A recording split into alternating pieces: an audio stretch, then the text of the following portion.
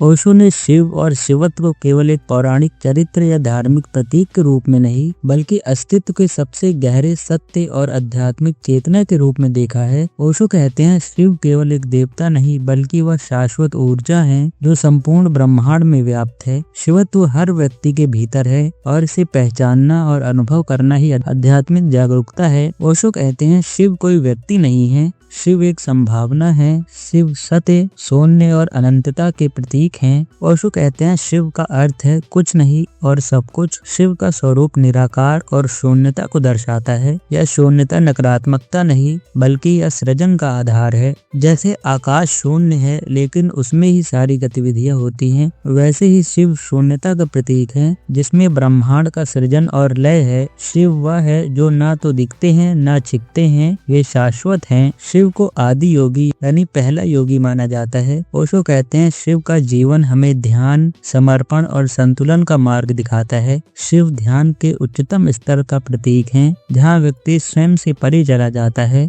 शिव का ध्यान मुद्रा में बैठना यह दर्शाता है कि आत्मा की शांति और ब्रह्मांड की शक्ति दोनों ध्यान में मिलते हैं। ध्यान ही शिवत्व तक पहुँचने का साधन है। शिव जीवन और मृत्यु, सृजन और विनाश, प्रेम और वैराग्य के बीच का संतुलन है। ओशो कहते हैं, शिव हमें सिखाते हैं कि जीवन विरोधाभासों का खेल है। इन विरोधाभासों को स्वीकार करना ही जागरूकता है। शिव के गले में सर्प और माथे पर चंद्रमा यह दर्शाते हैं कि विष और अमृत दोनों को स्वीकार करना ही जीवन है। शिव वह हैं जो जीवन के हर पहलू को गले लगाते हैं। ओशो कहते हैं, शिवत्व कोई बाहरी चीज नहीं है, यह हर व्यक्ति के भीतर विद्यमान चेतना है। इसे जागरूकता और ध्यान के माध्यम से अनुभव किया जा सकता है। जब आप गहरी शांति में होते हैं और अपने भीतर की ऊर्जा को महसूस करते हैं, तो आप शिवत्व का अनुभव करते हैं। ओशो कहते हैं, शिवत्व को बाहर मत खोजो, वह तुम्हारे भीतर है, बस उसे पहचानो। शिव ध्यान के प्रतीक हैं और उनका अनुभव ध्यान के माध्यम से ही हो सकता है।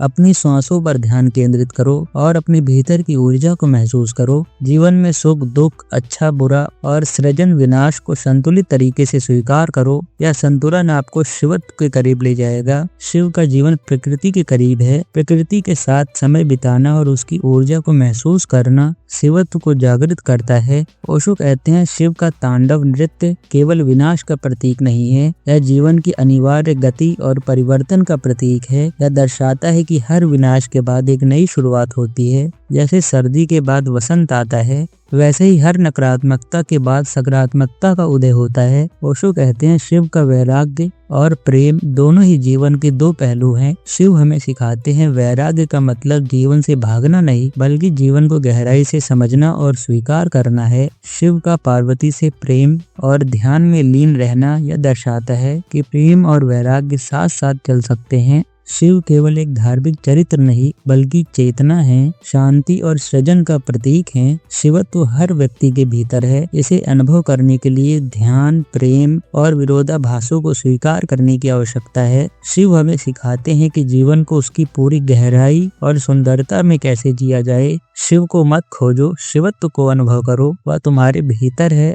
और वह तुम्हारा सच्चा स्वरूप है। अंत में आपके लिए एक प्रश्न, क्या तुम अपने भीतर के शिवत्व को जागृत करने के लिए तैयार हो?